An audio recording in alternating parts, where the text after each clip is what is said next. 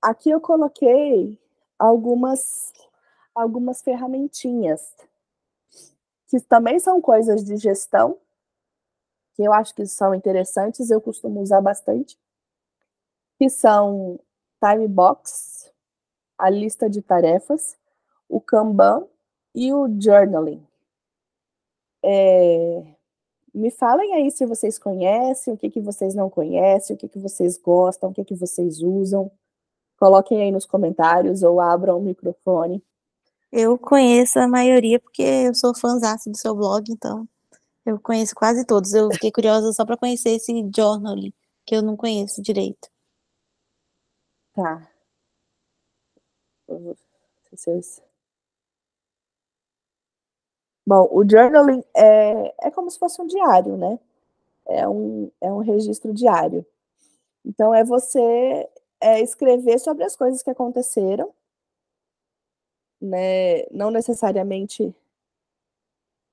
A Risa, não sei o que é o Kanban. Tá, eu vou explicar. O journaling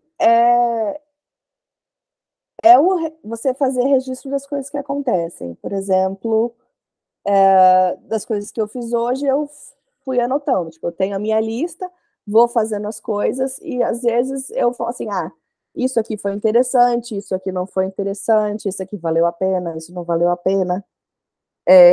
Eu vi uma citação de algum lugar, eu guardo isso para um momento futuro.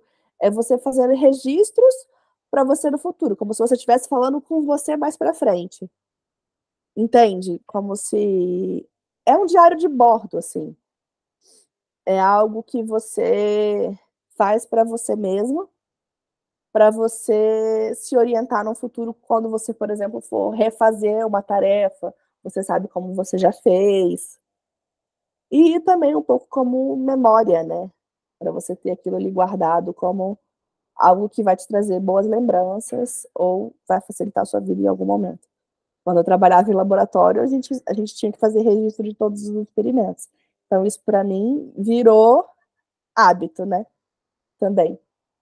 Então, e a gente tem um método, o pessoal costuma falar bastante, que é o do Bullet Journal.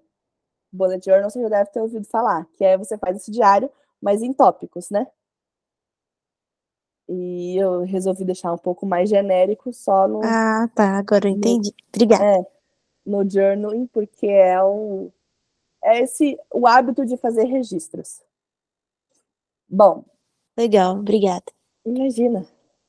Vou passar rapidamente pelo time box e pela lista de tarefas para não ficar cansativo para vocês. Deixa eu voltar.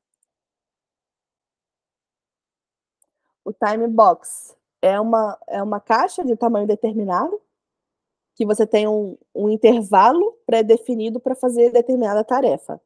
E ali você vai fazer um trabalho focado e ininterrupto. Então, tipo, o método Pomodoro, por exemplo, é uma espécie de time box, que você estabelece que você vai ficar 25 minutos ali fazendo a tarefa, vai pausar 5 minutos, depois volta, faz mais 25. Então, você tem ali aquele período de 25 minutos de trabalho focado e ininterrupto. E você pode fazer isso para reunião, você pode fazer isso para estudo, você pode fazer isso para tempo de internet, né? Então, tem a lei que fala que quando você não limita o tempo, o trabalho ou a atividade que você está fazendo se expande de modo a preencher todo o tempo disponível para sua realização. Então, você vai ficar ali ou procrastinando, ou enrolando, ou né, você vai ali naquele, ai, tá tudo bem, depois eu faço. Aí você vai, abre o celular, aí você fica desfocado, né? Então você vai desfocando e vai estendendo o período de trabalho de uma forma não tão direcionada, né? Então o time box serve para isso, para você dar tempos para você mesmo. Eu costumo usar muito a Alexa. Eu falo para Alexa, Alexa, timer de tantos tempos. Geral, pode ser até para o sono, gente. Eu costumo colocar para coloco um timer ou na Alexa ou no celular justamente para estabelecer esses prazos onde eu não vou desfocar. Então, você pode definir se ele vai ser fixo ou flexível. O fixo interrompe no estado atual, por exemplo, quando eu tenho, por exemplo, quero fazer um artigo grande. Eu sei que eu não vou conseguir, eu sei mais ou menos que eu levo, sei lá, umas 4, 5 horas para escrever um artigo. E eu não tenho 4 horas, eu tenho 1 hora, 2 horas. Então, eu vou fazer por 1 hora, por 2 horas, e vou parar em determinado momento, e vou continuar em outro momento depois. Então, eu tenho aquela duração fixa. Ou não, eu preciso ir um pouquinho mais, porque eu preciso chegar na etapa tal. Eu posso ter uma flexibilidade de até tanto tempo. Ou a gente tem uma reunião, a gente vai falar da pauta 1, da pauta 2, da pauta 3. Tudo bem a gente falar a pauta, se for flexível, faltar, a gente vai até a pauta 3 sem falta, né? Mesmo passando um pouco do horário, ou a gente para na pauta 2, se a gente não conseguir na pauta 3, tudo bem. Então, isso ajuda você a se organizar, né? Seja para tarefas individuais ou até tarefas em equipes. Então, você tem aquele momento, às vezes no trabalho tem as deles, né? Você tem lá, a dele dura 15 minutos, e você vai, 15 minutos, pronto, acabou, segue o bonde. Ou então a gente, não, vamos escutar todo mundo. Então, são os combinados, né, que a gente faz, ou com a gente mesmo, ou com as pessoas com quem a gente trabalha. Então, você define se o seu time box vai ser flexível ou vai ser fixo, e para cada time box, e alguns vão ser fixos, alguns vão ser flexíveis, né, depende do momento. A to-do list, que eu costumo fazer as minhas tarefas de forma diária. Eu tenho as diárias, tipo, eu preciso fazer isso nesse dia. Eu tenho aquelas que eu coloco na lateral lá, que eu não tenho um dia determinado, tipo, comprar um presente para a festinha de aniversário da amiguinha da Luana, que tem toda semana, né? Toda semana, pelo menos, tem que comprar um presente para algum amiguinho. Então, tá ali, em algum momento ela vai se encaixar do meu dia, quando eu estiver passando perto, ou quando eu estiver em algum lugar específico, ou fazendo uma compra, eu vou encaixar aquela tarefinha. Por projetos, ou então, para quem trabalha com coisas mais operacionais, tem um padrão, né? E tem um checklist que precisa cumprir. Então, você estabelece o passo a passo, né? Como se fosse uma receita, e você vai marcando o checklist, né? Todo dia eu preciso fazer isso. Todo dia, aquilo ali é um processo, é um padrão. Então, funciona também muito bem para evitar erros, para evitar um monte de problema. Né? E aqui eu coloquei a título de curiosidade, não estou falando que vocês têm que fazer igual, mas mais ou menos como eu faço. Eu adiciono o item, deixo o quadradinho em branco. Quando eu já comecei, eu pinto metadinha dele. Quando eu finalizei, eu pinto ele inteiro. O X significa que foi cancelado, e a graça do negócio, e que eu não tenho nenhum problema em fazer, é esse aqui, que é o item migrado. É o tipo, não deu hoje, vai ficar para outro dia. Então, no próximo dia, eu já anoto aquele item lá, e eu vou migrando o item, às vezes, dia após dia, até, eventualmente, eu cancelar, ou então eu começar e finalizar.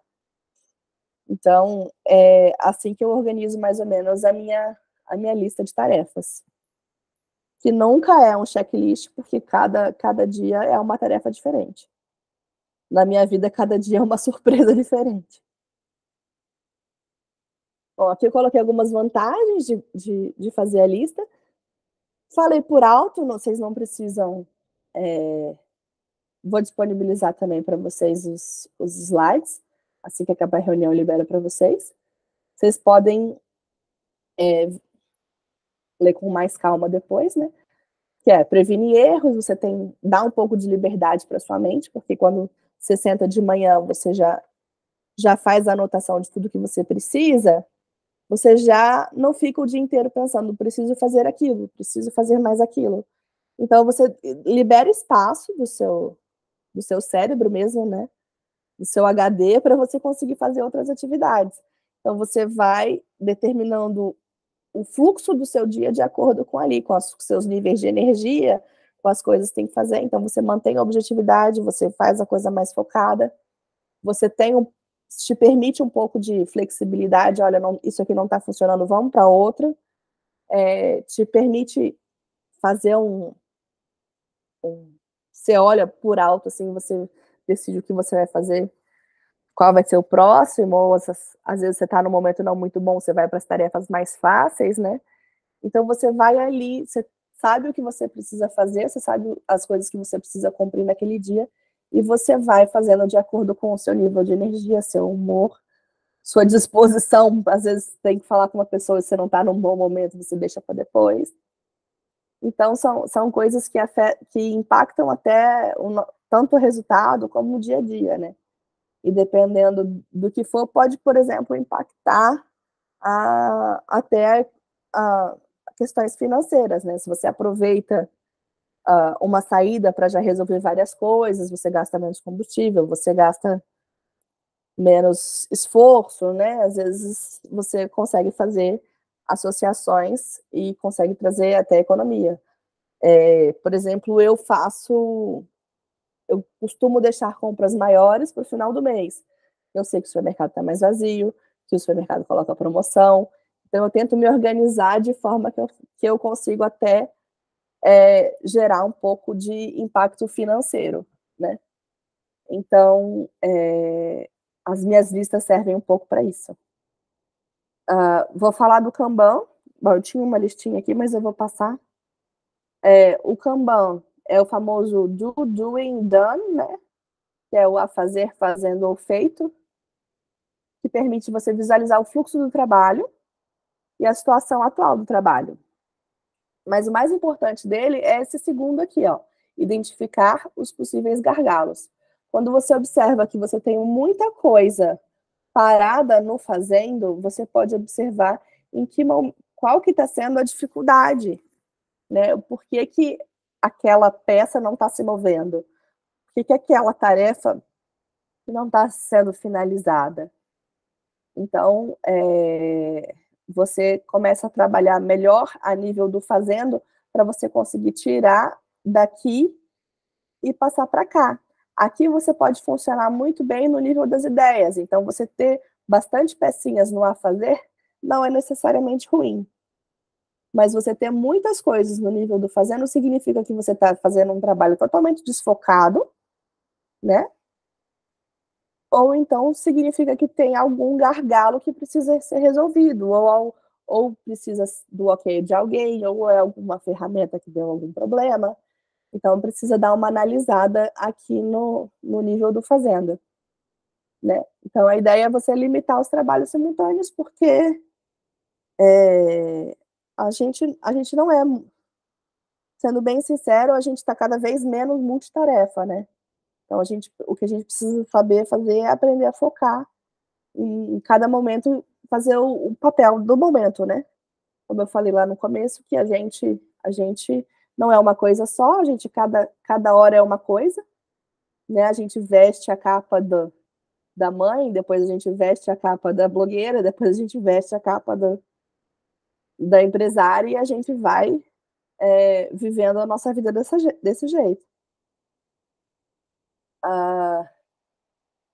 Aqui eu estabeleci, coloquei como exemplo, que foi o que eu mostrei lá no workshop que eu dei da empresa, que no caso era uma empresa que fazia eventos, de como que a gente pode adaptar o método do Kanban.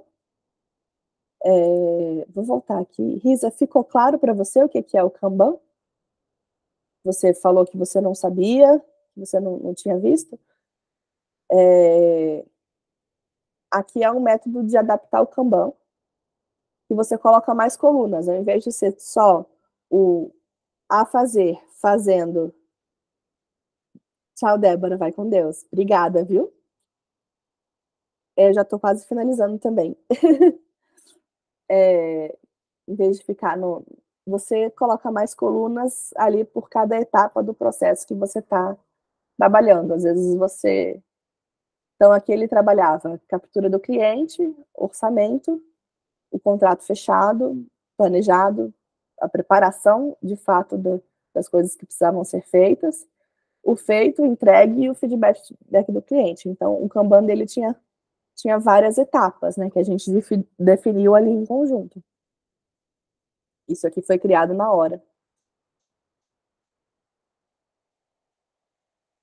E a outra, para quem, por exemplo, trabalha com produção de conteúdo, que é, primeiro você tem a ideia, depois você planeja, tipo, faça o roteiro, depois você vai e faz a captura, ou você filma, ou você tira foto, faz as edições, você está ali com o material pronto, você tem que mandar para o cliente aprova, aí você agenda e publica.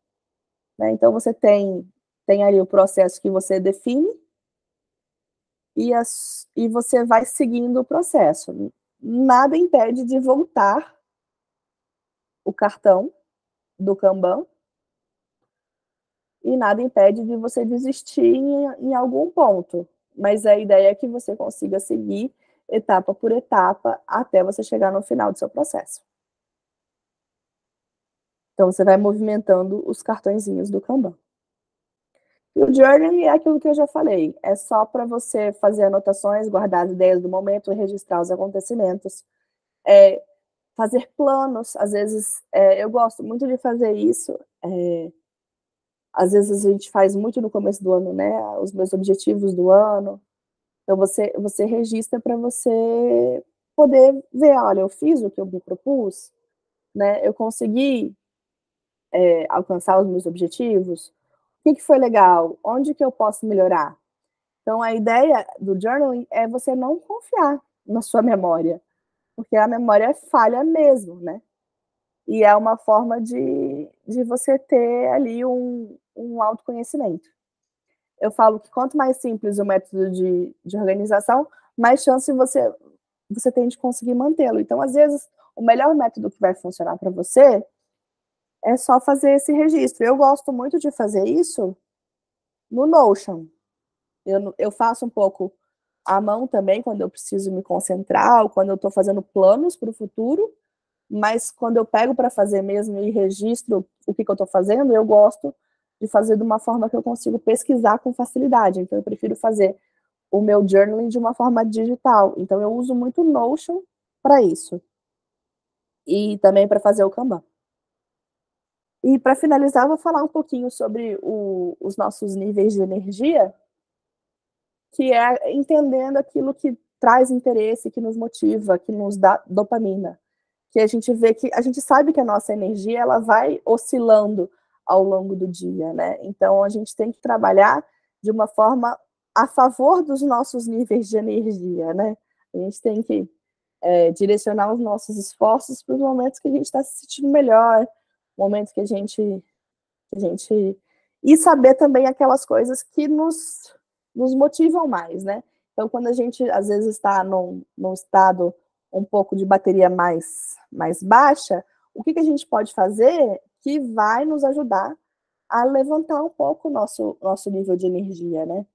Então, a ideia aqui, ó, é começar fazendo algo prazeroso ou fácil, e quando a energia vai acabando, a gente muda para uma atividade que traz mais motivação, e nos picos a gente trabalhar em algo mais importante, que a gente sabe que é ali onde a gente vai ter o nosso melhor desempenho, né?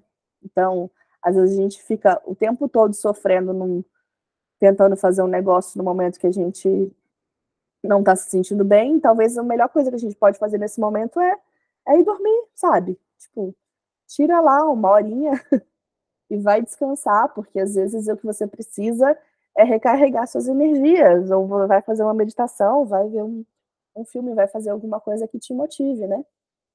Então, você volta a sua energia para níveis bons e você consegue aproveitar aquele momento depois que você tem um descanso. Então, a minha ideia, quando eu falo sobre produtividade, eu sei que é muito diferente do que normalmente as pessoas falam, não é aquela produtividade que torna a pessoa uma prisioneira, né, que tem que ser produzir a qualquer custo, mas de forma que você consiga produzir de forma inteligente.